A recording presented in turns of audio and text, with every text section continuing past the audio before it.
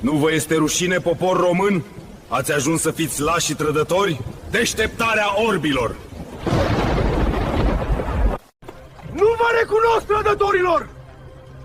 Luați-vă vălul de pe ochi că ați dormit destul! Ce așteptați? Din cer nu cade nimic! Ați înghițit destul. Ați fost destul bătaielor de joc. Vreți să luptăm noi pentru voi? Am luptat destul. Acum este rândul vostru.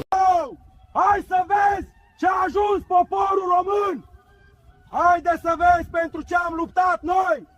Rușine să le fie. Horea, Crișan, nici tu el. Ce ne facem cu ăștia că stare fricoși? Pentru ce ne-am zbătut noi oare? Păi pentru dreptate, Cloșca. Că altfel n-aveam ce căuta pe pământul ăsta. Și o să ținem piept oricând ne-or încerca. Noi suntem gata.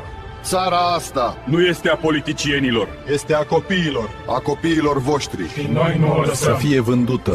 Pentru viitorul copiilor voștri, pentru un viitor mai bun, uniți-vă! Țara asta nu este a politicienilor, este a copiilor voștri. Scriem istoria împreună.